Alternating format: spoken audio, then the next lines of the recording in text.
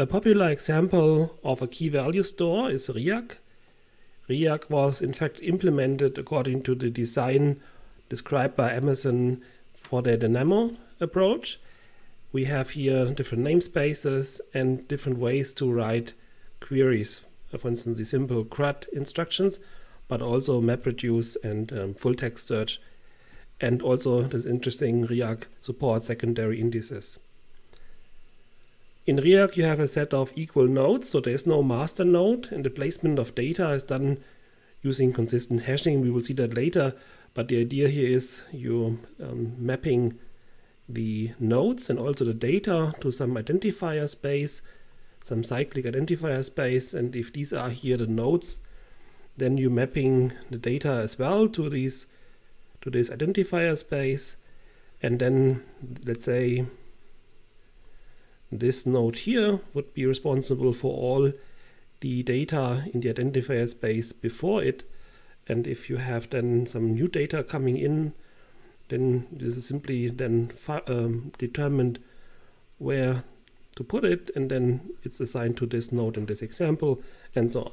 But we'll see that later on. Anyway, there is also, of course, the possibility to do replication. For fault tolerance, the default is 3 replicas per object and various different setups. In particular, of course, the parameters R and W in order to tune your performance and the fault tolerance that you have. There are 2 parameters which are interesting, in particular in the combination. First parameter is last write wins, which can be set to true or false. You have already heard about this in the database systems course, and I also briefly have recapped this in the some slides earlier. So last write wins basically says how to resolve write-write conflicts by simply taking, well, the last write out of these conflicting writes. If you're setting this to true and false, you can have, of course, or you will have a different characteristics of the system. And there's also one more parameter here, which is called multiple versions. I think it's also clear what that means, if you're allowing multiple versions or not. And if you're configuring here multiple versions false and last write wins is true, then simply you just consider the last write. However, if last write wins is false, then you use annotations regarding the time on the objects and the transactions for conflict resolution. So it's not so easy as in this case when last write wins is true. Then you can have also, of course, the 2 cases when you're allowing multiple versions. So multiple versions is true and last write wins is false. Then you keeping concurrent writes and the application has to deal with it, like in the shopping basket example. And if last write wins is true, the documentation says, don't do this, there's an unpredictable behavior. So there's some simple API, so you can access the system, for instance, using curl, getting some responses. For instance, if you're accessing a certain object, then you can get the information that you have multiple choices, and you can also get the number of versions that you can retrieve. And in RIAC here you have this notion of siblings, which are these different versions, and these are only hashes, of course, but then there's also like a vector clock information attached to these. And if you want to get a specific version, you can specify this when you're retrieving it. Here the version tag, you can just take one of these earlier proposed and retrieve this version. You can also get all versions, so this is all possible. And if you're writing an application and you're getting all the versions in your application, for instance, all the shopping baskets, then you can here write your application logic in order to resolve this problem.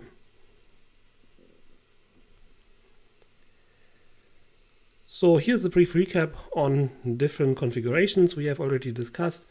So we have here the W equals N and R equals 1, the read optimized strong consistency, and so on, right? And here this case was particularly new or interesting because this was called eventual consistency, and we have already discussed that you might miss recent writes because it might take some time until the writes are propagated or let's say, implemented in each of these individual nodes where the replicas are held. So these extremes, configuring the system to reach strong consistency and configuring it to reach eventual consistency, there's like a spectrum of different consistency levels between. So you don't have to decide between strong or eventual, but there are multiple possibilities. For the forthcoming slides, let's consider we have a client working with a key value store. And so the client, as we know, is accessing the store. And there are nodes inside the store, and different objects are replicated, replica 1 of object 1, replica 2, and so on. So here we have a pink object which is replicated 3 times. And now the client, of course, is communicating and wants to retrieve, let's say, the pink object, and then wants to write to it. And then we have seen already what can happen, that the update is processed here and here, but not in the third one already now. Eventually it will be, of course, but not now. And if the same client, for instance, would now want to read the object, it might get the pink version, right? And that's funny because the client was just writing to that object to make it from pink to blue, and blue is the current version, and now it would read again the object from the store and would get the old version, which is very surprising, right? This is, for instance, something that you might not want to have in your application. And then the key value store or the database can promise that you're always seeing, that means reading, your own writes. This is one additional consistency level between the strong consistency and eventual consistency. Right? And this is like the setup. We have multiple nodes and the client talking to these.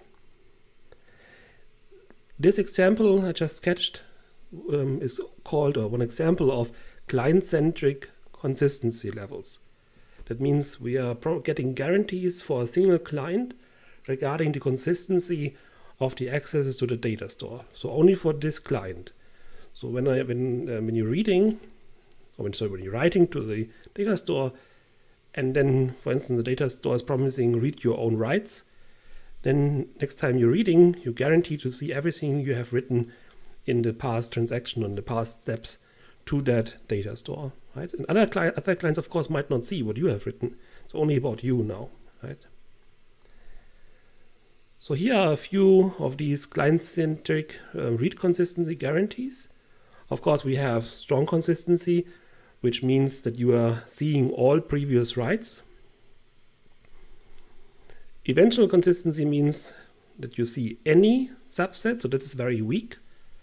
We do not know what we see, we just see some previous writes. Eventually, of course, we will see all the writes. That means we are aware of the full situation and see all the current values. And between these two, we have consistent prefix, bounded staleness, monotonic reads, and read my writes. Read my writes I have already sketched before. This simply means that you see all the writes performed by this reading task or client, right? So whenever you write, later on you will also see that, which often makes sense in applications. Consistent prefix means when you are reading, you're seeing a sequence of writes in starting from the beginning, getting larger and larger. So it's like from a certain time point, and there have been multiple writes done. You see from the beginning until this point in time. And of course, this can also go larger, but this is always from the beginning to a certain point in time. Not necessarily, of course, the time until now, because this would be then meaning that you see all writes. This is not guaranteed here. So some initial sequence, right? Then bounded staleness means that you see all writes that are older than a certain time period. For instance, if you say you want to configure the system in a way that this bounded staleness is 10 minutes, that means when you're reading that you see all the writes that have been issued to this replica or this object, which is older than 10 minutes for sure. You might see more, but this is guaranteed. Monotonic reads means you're seeing an increasing subset. That means if you're reading and then later on again reading, the writes you're seeing in the in the database, the implemented writes on the individual nodes will never decrease. So it's only increasing or constant, but not decreasing.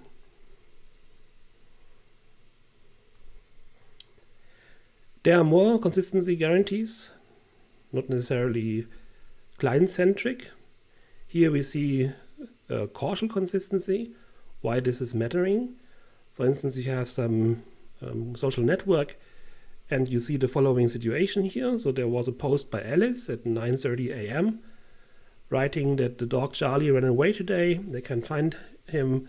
They're afraid that it got overrun by a car. And then you see Bob's post at 10:20 a.m.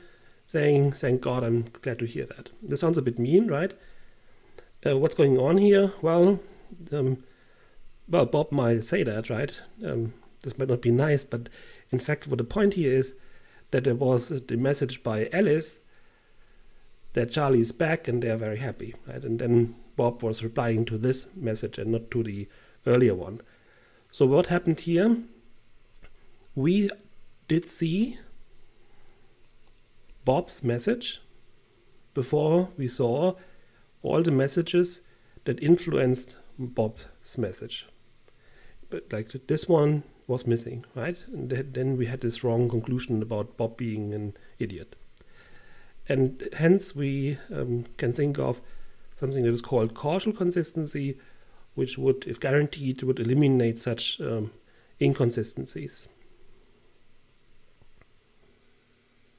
A consistency model is basically a contract between processes interacting with the data store to see what is possible as the outcome of the interactions. In the following, we will discuss two consistency models, and for this we need a little notation here. We use this here, the syntax W, so the write of process I on data item X would write a value A. And for the read, we write here that we have RI, so that means the process I is reading the data item X and finds the value B in this data item X, right? So the first one, briefly, we want to look at is called sequential consistency. This means that the result of any execution is the same as if the operations by all processes are in some specific sequential order.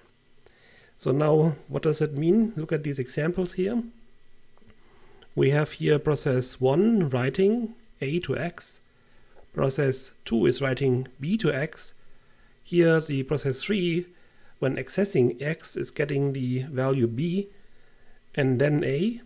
And here process 4 is also getting B first and then A last.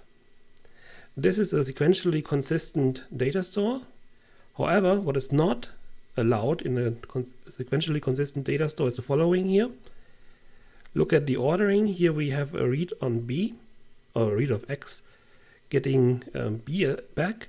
And here in the following we have A. So the same as here.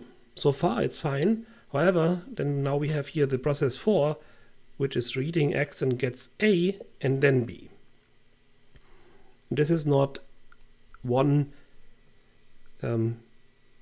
sequential or one specific sequential order across these individual processes. So this is not allowed in a sequentially consistent data store. Causal consistency means that all writes which are causally related must be seen by all processes in the same order. So this was like the motivation with the dog example. So if we are seeing some message in the social network, that means we should also see everything that influenced this message. Like, so Bob's message we would see, that means we should also see all the other writes earlier. Concurrent writes, and this is the interesting observation here, may be seen in different order on different machines. This doesn't really matter. So here we have a causally consistent data store. We have here a write on X with value A. Here we are reading A in a different process, here as well, and here as well. Here we are writing now B. Now here we have a dependency, right? So here we are writing A. Here we are reading this value. And based on this, perhaps, we are writing B to X. So there is a connection between A and B. These are causally related. Now, this means that whenever we read A, this was the first one, this is fine. But if we are reading B, we cannot read A later on, because this would not be the right order. So here we have a concurrent write. So this writing of the value C into X is independent of the write of the value B into X. This just comes after the write of A on process 1, but is independent of this write, right? So in the end, it doesn't matter then when we're reading X if we're getting C before B or B before C, because there's no relation between the B and the C. Right? There's only a relation between A and B and between A and C, but not between B and C. These are concurrent and can be ordered in any order, or seen in any order on these individual processes. What is not possible in the causal consistency model or data store is the following. Here we have the write to X with value A. Here we are reading it like an example before, and here we are writing now B to X. So what is not allowed is the following, what I mentioned already, that we see now B here and then A, because this is breaking our dependency of the value B on the value of A, right? So this is not possible. What is possible, so what is valid in a causally consistent data store is the following. We have here a write with value A on X. Here we have a concurrent write value B on X, and then the order here doesn't matter. So what's the difference between the illustration on the bottom and the illustration on the top? This thing here is missing. So the read of X is missing here. And this means that the value B is not dependent on the value A. So there's no causal relationship here. Hence, these are concurrent, and then the order in which these nodes C or these processes C, the value B or A, doesn't matter. And that's important to remember, that we care only for the dependent ones and not for the concurrent ones. Why do we discuss this here? Well, causal consistency is the strongest consistency model that is still possible in the presence of network partitions. And of course, we care about network partitions or the handling of those, because this is like what we assumed when we talked about the CAP theorem as some necessity. How can you implement causal consistency? Well, you have to keep track about the dependencies, right? As we have seen in the very simple example. So you're constructing a dependency graph and maintain this over time, and you can do this, for instance, using vector clocks. And then whenever you are reading, you have to make sure that you have also access to the reads which came earlier than the read that you're seeing now. So here, for instance, an interesting paper. It is called Bolt-on Causal Consistency. And the authors here propose a way to implement causal consistency on top of an eventual consistency data store. And this also gives a nice overview of eventual consistency and causal consistency as some background information.